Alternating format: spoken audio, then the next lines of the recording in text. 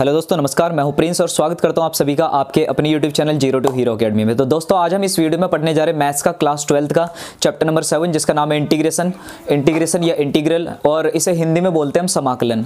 तो गाइज, इस चैप्टर के अंदर हम समझेंगे कि जो समाकलन होता है ये होता क्या है, इसकी प्रॉपर्टीज़ क्या है और कौन कौन से बेसिक फंडामेंटल्स का हम इस चैप्टर के अंदर यूज़ करने वाले हैं। तो बहुत ही कैलकुलस का एक बहुत ही इंटरेस्टिंग और इंपॉर्टेंट चैप्टर है, तो इसको थोड़ा डिटेल में हम समझेंगे चैप्टर को, और बहुत ही बेसिक से लेकर चलेंगे हर एक चीज़ को, मतलब एकदम डिटेल्ड तरीके से, ताकि आपको हर एक चीज़ अच्छे तरीके से क्लियर हो जाए।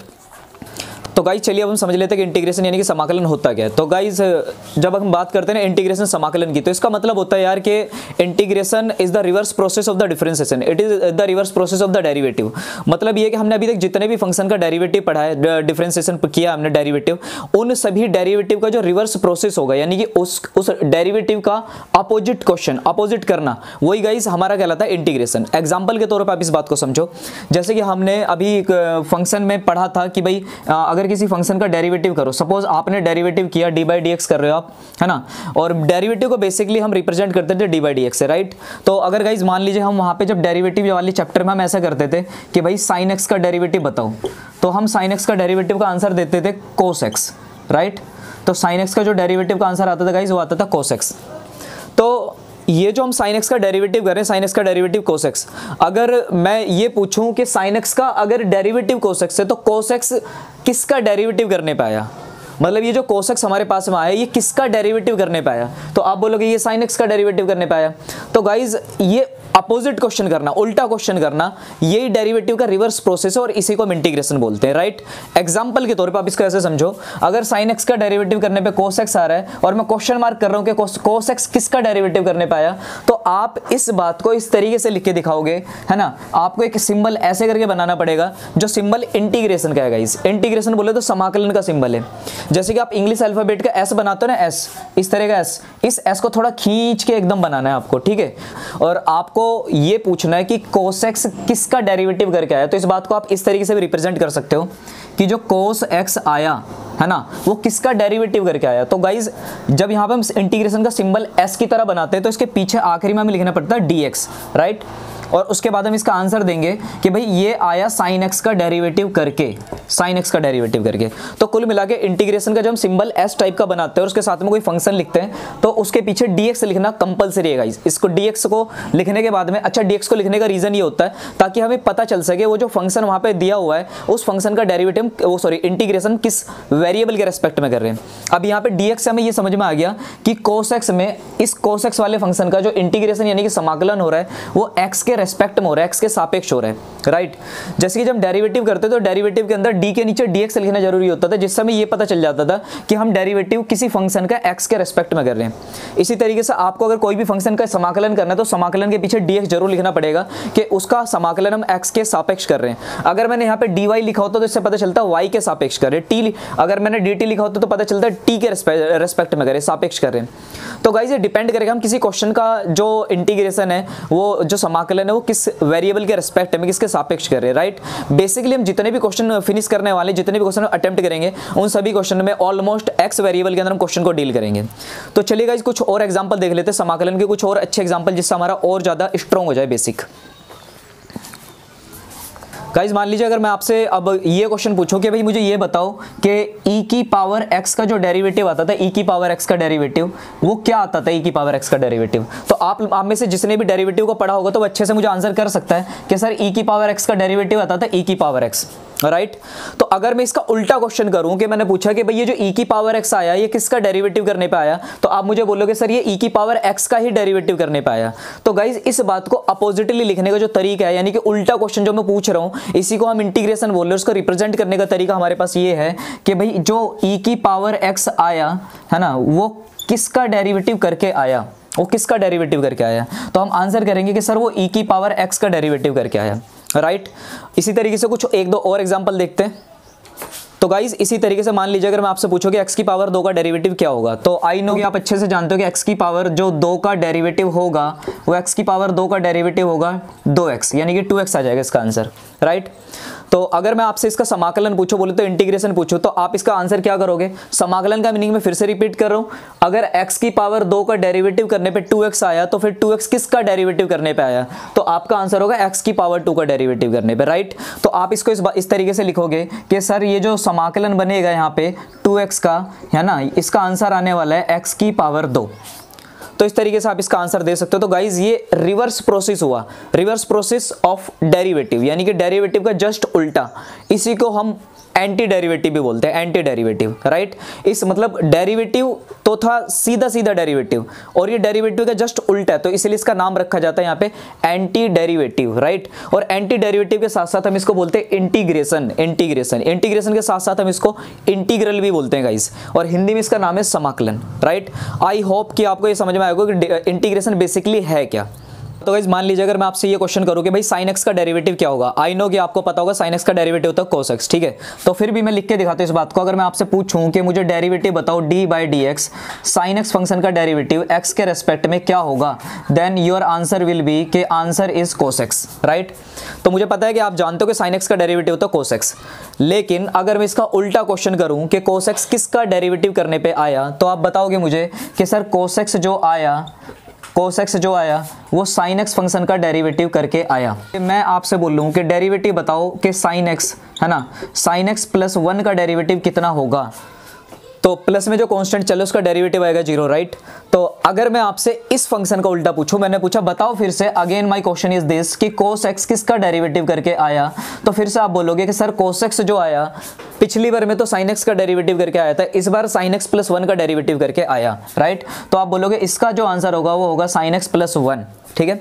Again my question is this कि derivative of sin x minus √2 का डेरिवेटिव बताओ, तो आप बोलोगे सर cos x का, sin x का जो डेरिवेटिव होगा वो होगा cos x, एंड √2 का जो डेरिवेटिव हो जाएगा √2 का derivative is a constant number, therefore the derivative of this function will be 0। तो आंसर हमारे पास फिर से आया cos x। और अगर आप इसी तरीके सोचो, अगर मैं sin x फंक्शन के साथ में कोई भी कांस्टेंट नंबर प्लस कर दूं, कोई भी रियल नंबर प्लस कर दूं और कोई भी रियल नंबर इसमें से माइनस कर दूं, और जब भी मैं इस फंक्शन का डेरिवेटिव करूंगा तो आंसर में हर बार हमारे पास आएगा cos x। और डेरिवेटिव करने में तो कोई प्रॉब्लम नहीं आई, लेकिन अगर हम किसी इंसान से डायरेक्टली जाके ऐसा क्वेश्चन कर लें, ना सीधा सीधा डायरेक्ट क्वेश्चन पुट अप कर दें कि बताओ भाई जो cos x दुनिया में आया वो किसका डेरिवेटिव करके आया, तो वो बोलेगा कि cos x जो आया वो sin x का डेरिवेटिव करके आया। लेकिन ऐसा ये बात तो पूरी तरह सच नहीं है, क्योंकि cos x तो sin x प्लस 1 का डेरिवेटिव करके भी आ रहा है, cos x तो sin x माइनस √2 का डेरिवेटिव करने पे भी आ रहा है। cos x तो यार मतलब किसी भी कांस्टेंट नंबर को प्लस या माइनस कर लो साइन के साथ में, तो हर बार उसका डेरिवेटिव cos x ही आएगा। तो इसका मतलब अगर मैं cos का आंसर सिर्फ sin x देता हूं तो इसका मतलब मैं गलत आंसर कर रहा हूं, है ना। तो गाइज इससे हमें ये पता चला कि जो cos x फंक्शन जो है, अगर इसका इंटीग्रेशन निकाल लें तो जो प्लस या माइनस का जो कांस्टेंट होगा वो कुछ भी हो सकता है, वो हमें पता नहीं वो क्या हो सकता है, उसके बारे में हमारे पास कोई इन्फॉर्मेशन नहीं। अगर मैं डायरेक्टली किसी से क्वेश्चन करूं कि मुझे बताओ कि cos x का समाकलन क्या होगा, बोले तो इंटीग्रेशन क्या होगा, तो वो बंदा जो हमें आंसर करेगा वो cos x का sin x नहीं दे सकता सिर्फ, क्योंकि जरूरी नहीं है sin x ही रहो, क्या पता sin x के प्लस या माइनस में कोई कांस्टेंट रहो, तो उस कांस्टेंट की हमारे पास इंफॉर्मेशन नहीं है, उसकी जानकारी अपने पास नहीं है, तो इसलिए हम इसका आंसर सिर्फ sin x प्लस 1 या sin x इस तरीके से ना दे करके हम इसका आंसर सबसे करेक्ट मैनर में इस तरीके से देंगे कि भाई cos x का जो समाकलन होगा वो होगा sin x और प्लस में आ जाएगा गाइस c। अब ये c क्या चीज है, इस c को गाइस बोलेंगे हम यहाँ पे कांस्टेंट, राइट। ये c कोई कांस्टेंट हो सकता है, और कांस्टेंट बोले तो एनी रियल नंबर, कोई भी पॉजिटिव नंबर हो सकता है, कोई भी नेगेटिव नंबर हो सकता है।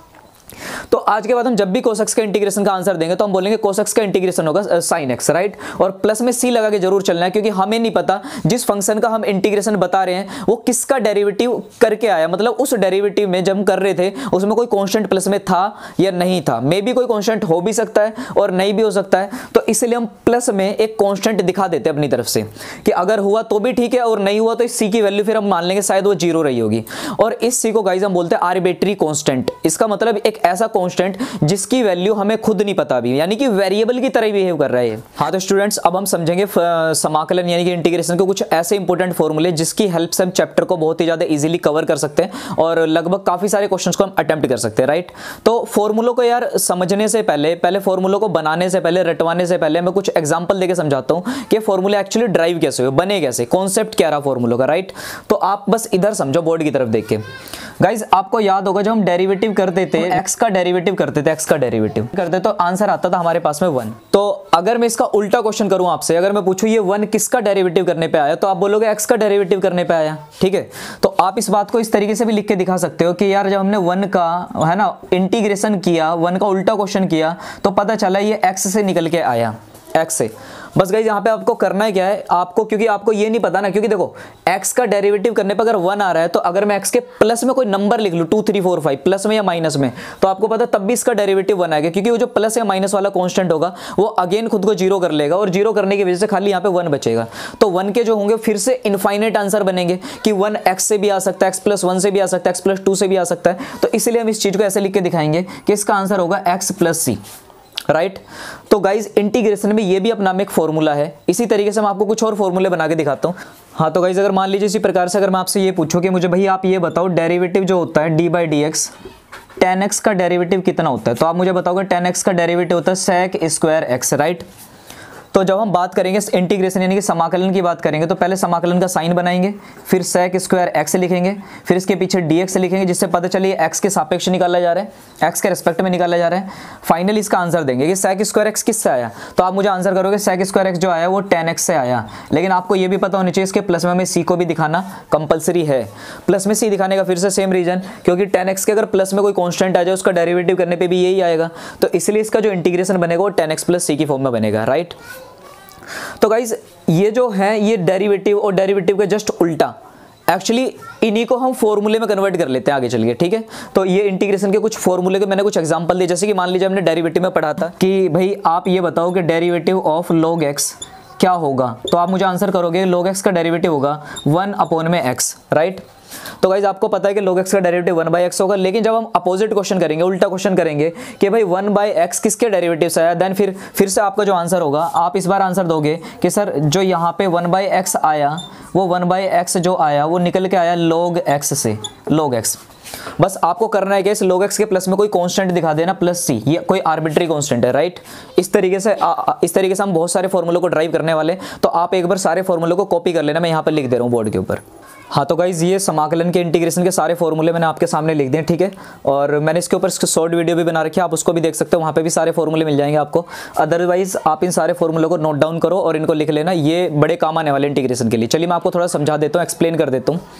जैसे कि मान लीजिए अगर 1 का कभी भी समाकलन करना हो, 1 का इंटीग्रेशन करना, तो गाइज इसका आंसर देना आप x प्लस सी, ठीक है। और कभी भी 1/x का इंटीग्रेशन अगर आपसे पूछ रहे तो 1/x का इंटीग्रेशन होता है log mod x प्लस सी, ठीक है, log mod x प्लस सी। मोड लगाने के पीछे का पर्पस मैं आपको आगे समझाऊंगा। और यहाँ पे e की पावर x का जो समाकलन होगा वो बनेगा e की पावर x प्लस सी, और a की पावर x का बनेगा a की पावर x अपॉन में log a और प्लस कॉन्स्टेंट, ठीक है।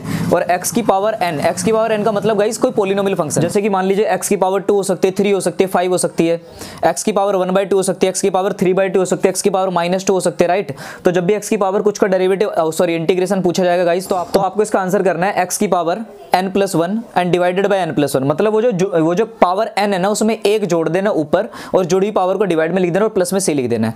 बस आपको इस बात का ख्याल रखना है इस फॉर्मूले के अंदर गाइस कि यहाँ पे n की वैल्यू कभी भी -1 नहीं होनी चाहिए। -1 पे फॉर्मूला काम नहीं करेगा, क्यों? क्योंकि अगर n की वैल्यू -1 रख दी यहाँ पे, तो -1 और प्लस का 1 नीचे डिवाइड, बोले तो डिनोमिनेटर में नीचे, यहाँ पे 0 बन जाएगा, 0। और किसी भी नंबर को 0 से डिवाइड करने पे आता है नॉट डिफाइन। नॉट डिफाइन मतलब कोई आंसर ही नहीं आएगा, कोई वैल्यू नहीं मिलेगी आपको, राइट। 1/√x अगर कहीं पे जरूरत पड़ जाए तो 1/√x को होता है 2√x प्लस सी। इसी प्रकार से log x का जो इंटीग्रेशन होगा गाइस वो बनेगा x log x minus x plus C. और यहाँ पे sin x का जो इंटीग्रेशन होगा माइनस का cos x प्लस सी। यहाँ पे cos x का जो इंटीग्रेशन होगा वो sin x plus C. And यहाँ पे tan x का जो इंटीग्रेशन होगा माइनस log मोड में cos x plus C, right. और यहाँ पे cosec x का जो इंटीग्रेशन होगा वो बनेगा log cosec x मोड के अंदर minus cot x plus C. And sec x का भी सिमिलरली बस बीच में प्लस आएगा log sec x plus tan x। And guys उधर जो मैंने लिखा पहले नंबर पे cosec x, ठीक है। तो गाइस जो फर्स्ट नंबर पे जो लिखा cosec x इंटू में cot x, उन दोनों का जो इंटीग्रेशन बनेगा वो बनेगा minus cosec plus C. And उसके बाद sec x इंटू में tan x का जो इंटीग्रेशन है वो बनेगा हमारे पास में sec x प्लस सी। और cot x का जो इंटीग्रेशन बनेगा वो बनेगा माइनस log, गाइस इसमें माइनस नहीं आता, सॉरी माइनस नहीं आएगा इसमें, है ना। cot x का जो इंटीग्रेशन बनेगा वो बनेगा मॉड log मोड के अंदर sin x प्लस सी। और sec स्क्वायर x का जो इंटीग्रेशन बनेगा गाइस वो बनेगा tan x प्लस सी। और tan स्क्वायर x का जो इंटीग्रेशन बनेगा वो बनेगा tan x minus x plus C. और cosec स्क्वायर x का minus cot x plus C. And cot square x का integration minus cot x minus x plus सी।